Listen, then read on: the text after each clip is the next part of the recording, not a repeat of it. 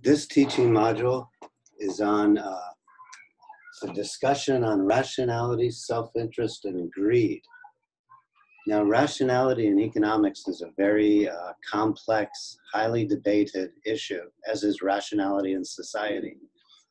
A friend of mine who I was studying with at the New School for Social Research around 2010, 2015, he was on a Fulbright from another country, and his whole dissertation was on economic rationality. He was trying to figure out why the country where he was from, I won't say his name or where he was from, but he was trying to figure out why his country was constantly underdeveloped, quote unquote. So he tried to figure out what rationality meant in his culture. But so I'll try to just give an introduction and a helpful solution to the problem. So we're talking about rationality, self-interest, and greed. So rationality, only human beings are rational. Only human beings are means, ends oriented. In other words, only human beings are future oriented. So rationality is the ability to contemplate the future and act towards realizing your values out into the future. So we'll look at an orthodox definition by Downs. This is An Economic Theory of Democracy by Anthony Downs, 1957. He describes, so this is mainstream economic rationality, is that you're trying to maximize your income, your consumption, and your wealth, and a nation is trying to maximize its income, consumption, and wealth. So, but we know that other individuals prioritize other things. Some people give away take all of their worldly goods and burn them in the river, so the possessions don't own them, or they walk out into the desert to try to discover God, or they devote themselves to religion, or they devote themselves to science or athletics or painting or whatever. So economic rationality does not help describe all human being behavior. So for our purposes, an individual can be rational and economic rational if their goal is not to maximize wealth, consumption, or income. But for Downs, who's an orthodox economist, mainstream economist, a rational man is, this is from page 6, a rational man is one who behaves as follows. He can always make a decision when confronted with a large range of alternatives. He ranks all the alternatives facing him in order of his preference in such a way that each is either preferred to, indifferent to, or inferior to each other. He always chooses from among the possible alternatives that which ranks highest in his preference orderings, and he always makes the same decision each time he is confronted with the same alternatives. All rational decision makers in our model, including political parties, interest groups, and governments, exhibit the same qualities.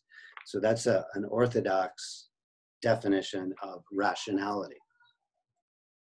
And then we can compare that with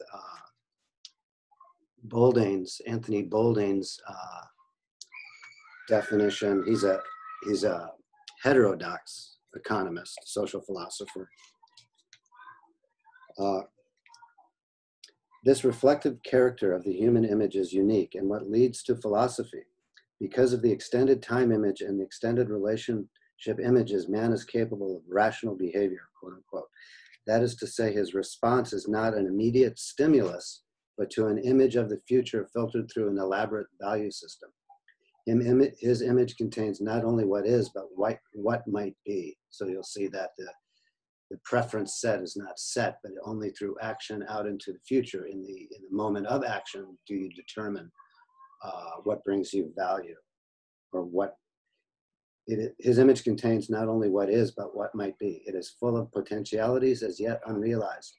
In rational behavior, man contemplates the world of potentialities, evaluates them according to his value system, and chooses the best, quote unquote. Because of his extended image, he is also capable of organizing his own experience in ways that will extend the image further. This is the essence of science and scientific method. It has led, however, to an enormous extension of his image, both in time and place and relationships in the course of the past 200 years.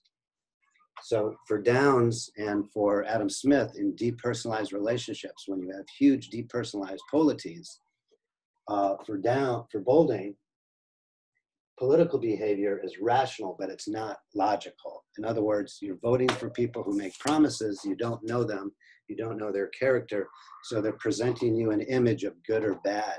So you're acting emotionally, non-logically, based on a good or bad image. You're just signaling to yourself and others that you're a good person by acting in the political sphere based on just an image. So it's not necessarily a logical means ends oriented, because your voting behavior does not necessarily give you an end, a known and knowable end, where your own individual action, you have more of a possibility of realizing that end. Okay, so then now let's look at self-interest. So for Adam Smith's theory of moral sentiments under personalized relationships, you have a concept of enlightened self-interest, where if you know people, work with them day in, day out, friendly with them, share common space, you're more likely to what we would call do mutual aid. You're more likely to help out a neighbor, and in a personalized relationship. But for Smith, under Wealth of Nations, under depersonalized exchange, it's profit seeking that creates the invisible hand leading to wealth. So self-interest is either profit seeking in entrepreneurial behavior, or consumption maximization, or it might not be. It might be other forms of enlightened self-interest, as we talked about religion and art and things like that. So it's a complex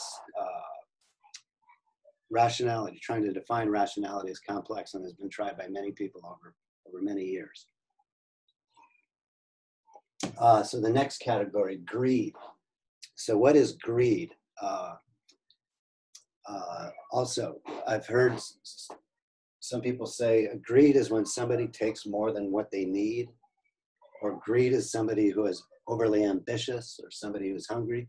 I know when I was trying to finish up my PhD, dual PhD in history and economics, I had a very unusual dissertation committee. I had a historian, a sociologist, and 2 economists.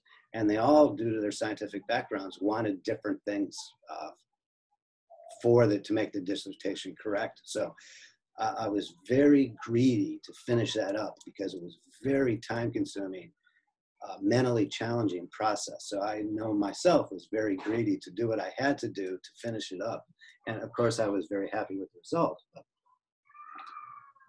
But for my own personal definition of what greed is, and you might have a different definition, it's you can do whatever you like, be it profit-seeking, be it maximization of income, or enlightened self-interest, practice craftsmanship, whatever, as long as you don't violate somebody else's negative rights, as long as you don't violate their space, their body, or their contracts.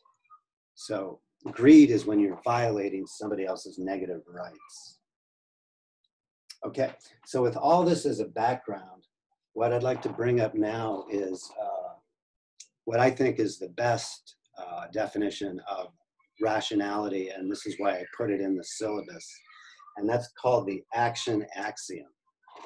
And this comes from Ludwig von Mises, Austrian school economist, 1949.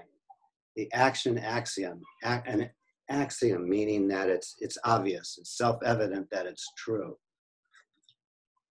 So we can get away from the debate of what does rationality, self-interest, and greed mean in an economic and social context, and just default to the action axiom, where it's self-evident that only an individual knows what brings them value, and they themselves act towards realizing this value.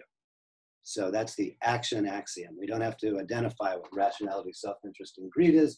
We can just default to the action axiom that only an individual knows what's best, and they act towards realizing those ends. Thank you. That completes our teaching module on rationality, self-interest, and greed.